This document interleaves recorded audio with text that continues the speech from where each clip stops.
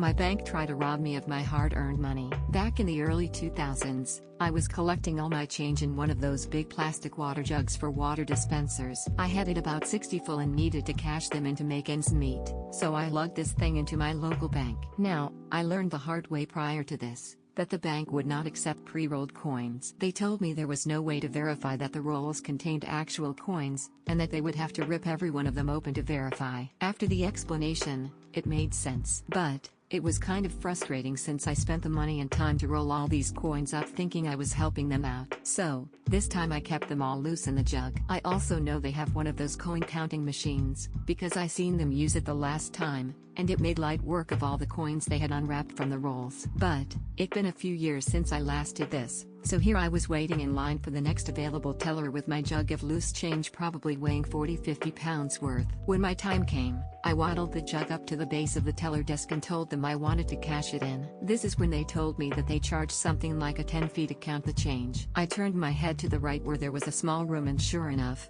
that same coin counting machine was sitting in there. I said, "You aren't counting it, you're just pouring it into that machine and it'll count it for you." They simply replied, "It's just our policy, sir." I then said, "You're my bank. Isn't that a service you're supposed to provide to me?" And they said, "We charge the same rate for everyone." So, I asked how much change they would take without charging me the fee, and they said $50. So, I knelt down, tipped the jug over, and poured as much of it into my hand as possible and put a couple handfuls worth onto the counter. Looking perturbed, she counted it all by hand and gave me maybe $22 and some change. I put it into my wallet, grabbed my jug, and dragged it to the back of the line behind two other customers. When it was my turn again, I waddled up there, knelt down and placed a couple handfuls of coins on the high counter. When I stood back up, you could tell she was pretty perturbed about what I was doing and eventually just gave in. She told me to bring the jug over to the swinging door at the end of the desk, and with the help of another teller, they started pouring it into the coin machine. I made the point to tell them that I knew almost to the cent how much was in there, so don't try to pull any fast ones on me. About 10 minutes later, it had chewed through all the coins and the total came to within a few bucks of my own count. Might have had a handful of Canadian coins in there or some likely miscount due to worn coins. I remember it ended up be over $1,000 in pocket change, but I can't recall the actual total. But that was the last time I saved coins. Nowadays, I hear most banks won't do this at all and will just refer you to those coin counting machines you see at hardware stores or Walmart that rob you of a large percentage of the total.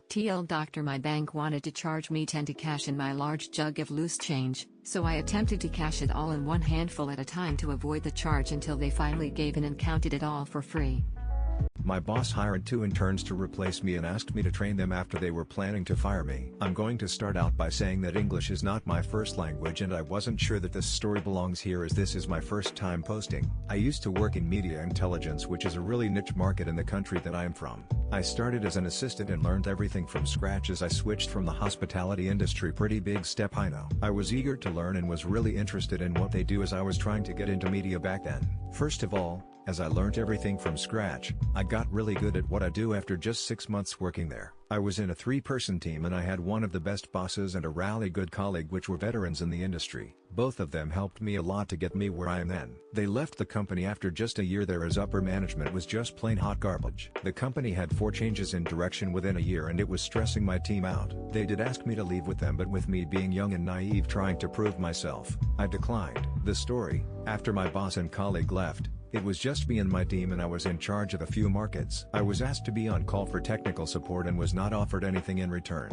At the time, I was pissed but also trying to prove myself. I obliged. I got really stressed out from working 13 hours a day for a few months at that point and I kept asking my manager to hire more people as I can't be working like this and it's stressing me out. My manager went on and on saying they don't have the budget for it. So I just forgot about it, drowning myself in work. One day, the CEO of the company came and we had dinner as he was growing close to me since I was the only one person left to actually know the in and out of the old and new system that the company used. Keep in mind, this CEO is a cheapskate and will try all and every way to suck you dry. He asked me what I wanted to change in the company during dinner, so I started off with asking for 2 new hires for my team, where he gave me the same answer as my manager, so I asked him for a promotion and a raise, which was also declined, saying you don't have the necessary experience yet. I was pissed. As a normal person would expect, after working 13-hour days for months, you would need rest. I had almost 3 weeks of PTO saved and I needed the rest. The manager threatened to fire me if I took any PTO as no one was able to do what I did. I took the PTO anyways, I got well rested and all was good until I came back. There were 2 new faces and I was pretty confused, so I asked my manager who were they and she told me they were my replacements. She told me my notice was 2 months and I had to train them before I leave. She couldn't do anything as I was the only one in the company who knew how to run the legacy and the new system, so realistically she couldn't say that I was not training them properly as she didn't know how things work. Here is the part where the malicious compliance happens.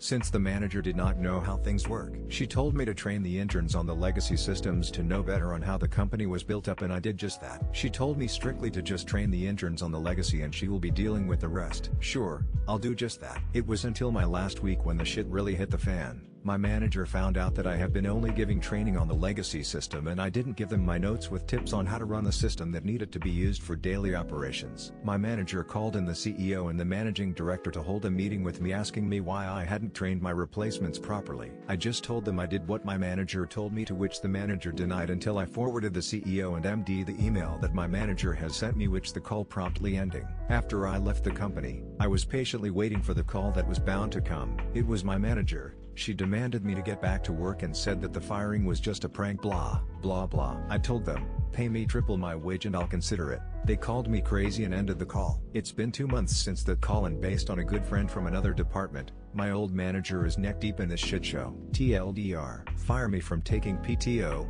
get fucked. Edit. Thank you for the kind and nice comments, and to those who think I'm making this up, you're entitled to have your opinion, but fuck you.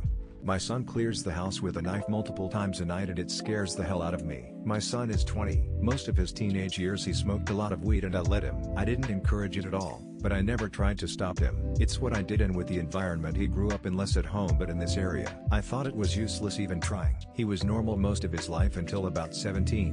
He had an incident where he just started screaming in the middle of the night and he barricaded his room. It was almost like he was dreaming whilst he was awake, and he was basically sectioned and held for 2 weeks. He was diagnosed with cannabis-induced schizophrenia. Nothing like that had ever happened since, but from then on he would just constantly talk about people breaking into an obsessive, completely crazy amount. He often yelps from his room and checks every room in the house except mine. He'll just call out to me and I'll say it's okay. He is on a large dose of clozapine and it is meant to be the strongest antipsychotic out there, and he's still really bad. He's not a violent person, far from it, but multiple times now, and I think he's doing it every night. He's clearing the house with a massive kitchen knife. First time I saw him do it I legitimately thought he had gone mad and was about to kill me. Only for a split second. With where he is at now, if I tell his mental health team, I'm almost certain he will be sectioned again. What should I do?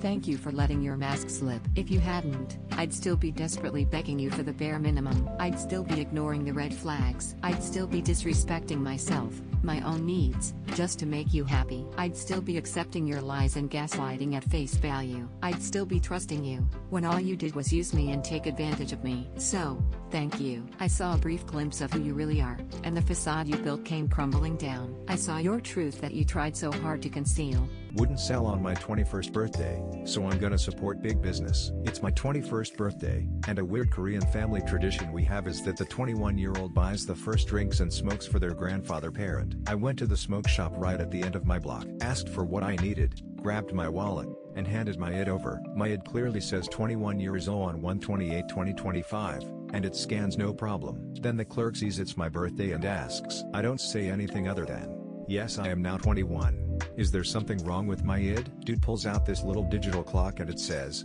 can sell to anyone born before this date, which shows January 29, 2025. He says I have to wait 24 hours and that I legally can't buy anything. I told him that's not how it works, nor what the clock means. He said he doesn't make the rules and that I can't buy even though I'm 21, so I did what anyone else would do. I flashed the wad of cash I had in my wallet and said, man, that is really a shame. The guy sees it and begins to backpedal as I'm walking out the door. He stops me and said I should come back tomorrow and he'll sell me whatever I want. I ended it with, oh sweet, but I think the Wawa might beat you out today. I went to where I should have started, and the kind Wawa employee who knows me gave me a free beer and told me happy birthday.